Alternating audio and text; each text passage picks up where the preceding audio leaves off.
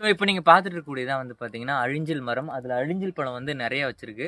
நிறைய பேருக்கு இப்போ இது என்னன்னே தெரியாமல் இருக்குது. இப்போ நான் அதில் ஒரு பழம் பறித்து எப்படி இருக்குன்னு காட்டுறேன் பாருங்கள்.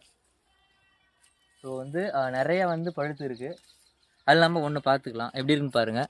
ஸோ வந்து லைட்டாக பால் வர மாதிரி இருக்கும். அதுக்கடுத்து வந்து பார்த்தீங்கன்னா உள்ள ஒயிட் கலர் இருக்குல்ல, இதான் வந்து பழம். இதை நம்ம அப்படியே சாப்பிட்லாம். இனிப்பாக இருக்கும், அது கூட கொஞ்சம் புளிப்பான டேஸ்ட்லையும் இருக்கும். இதோட விதையை நம்ம வந்து சாப்பிடக்கூடாது. மேலே இருக்க அந்த சதைப்பற்று மட்டும் சாப்பிட்டு துப்பிடலாம். ஸோ இது வந்து கொஞ்ச நேரம் சாப்பிட்டா நமக்கு வந்து டேஸ்ட் நல்லாயிருக்கும். இப்போ இருக்க ஜென்ரேஷனில் நிறைய பேருக்கு இது என்ன பழனே தெரியாமல் இருக்குது. எனக்கு தெரிஞ்ச சின்ன வயசில் நிறைய மரங்கள் இருந்துச்சு. இப்போ எங்கேயாவது ஒரு இடத்துல தான் இந்த மரம் வந்து இருக்குது. பேருக்கு ஏற்ற மாதிரி அழிஞ்சில் மரம் வந்து அழிஞ்சிட்டு போகுது. ஸோ உங்கள் ஊரில் இந்த பழத்துக்கு என்ன பேர் வச்சுருக்கீங்க அப்படின்னு மறக்காம கீழே கமெண்ட்டில் எங்கூட ஷேர் பண்ணிக்கோங்க. இதில் என்ன மருத்துவ குணம் இருக்குது அப்படிங்கிறத இப்போ நான் உங்ககிட்ட ஷேர் பண்ணிக்கிறேன். இந்த அழிஞ்சில் மரத்தோட இலை, வேர், பழம் எல்லாமே வந்து பார்த்தீங்கன்னா மருத்துவ குணங்கள் கொண்டதுங்க.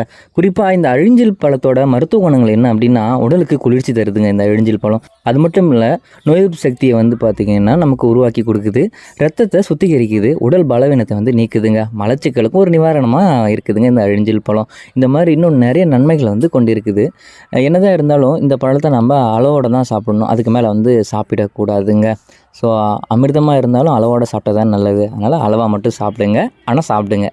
ஸோ இந்த அழிஞ்சில் பழத்தோட மருத்துவ குணங்களை பற்றி இப்போ நான் உங்கள்கிட்ட நிறைய விஷயம் ஷேர் பண்ணேன். ஸோ உங்களுக்கு பிடிச்சிருக்குன்னு நினைக்கிறேன். பிடிச்சிருந்த வீடியோ லைக், ஷேர், அப்புறம் சப்ஸ்கிரைப் பண்ணுங்கள். நீங்களும் இந்த அழிஞ்சில் பழம் கிடைச்சதுன்னா மறக்காமல் சாப்பிடுங்க.